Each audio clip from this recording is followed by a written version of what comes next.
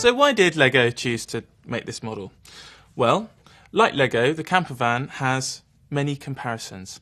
It's probably one of the most nostalgic vehicles ever produced, with a long history, and it's probably also one of the most well-known and loved vehicles of all time. Like much in the way that Lego is a universal toy, the Volkswagen camper van is recognised all over the world. I think its unique character and charm contribute to how much people love this, and the fact that it's also one of the most customisable vehicles that's ever been produced. It's come in so many different shapes and sizes, interiors and exteriors, that it really lent itself to Lego perfectly. The 1962 Campmobile, or Splitty as Volkswagen enthusiasts like to call it, has got so many quirky functions and things that open, doors, like pop top, all kinds of stuff. And it's got lots of technical building within the model that I think lots of Lego fans will enjoy. I'm also hoping that it will appeal to a wider audience, not just Lego fans, for instance. I think the Volkswagen community out there will really appreciate this model, and I'm hoping that people that maybe have never played with Lego before purchase this and get a really good first Lego building experience from it. Well, when you first look at a camper van, from a distance, it kind of just looks like a rectangular box. And only when I started looking more in depth into this vehicle did I realise that actually camper vans are kind of shaped like a baked bean. All of the panels are curved, and this was going to prove to be one of the most challenging things to build out of Lego, which is traditionally very square and made up of flat surfaces. So one of the parts of the van that's probably the most challenging to build was the front of the van. Now, this is the most iconic and recognisable part of the Volkswagen camper van, so we wanted to get it just right. And it's not until you look a bit closer, again, like I said, that you really start to see that there's actually three curves on the front of the van. There's the curve of the paintwork, there's the curve going horizontally around the van like this, and then there's also the curve which slopes up to the roof, and that was quite a challenge to build. Then as you start to move around the model, you see that we had to include doors, and so we have all the doors, including the side ones. Then there's also the back door, which pops up like that, so you can get into the bed section.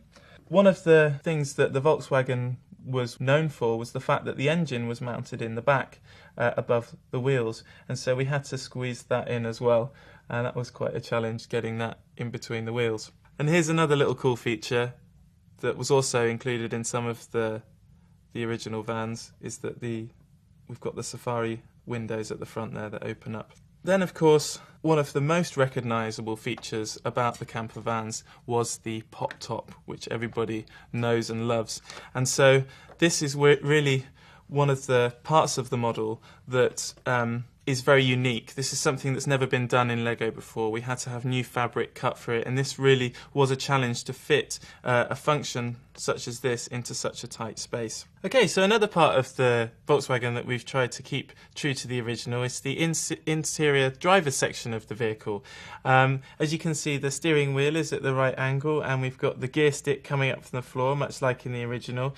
And the iconic speed dial, some of the fans out there might recognise as the clock element that we use in a lot of other models. Now, moving on to the interior, it was really tricky to decide what interior to do. The camper van came in so many different shapes and styles and different designs that it was really, which one to choose inside was quite a hard decision. And in the end, we decided to make it in line with the original Westfalia interior.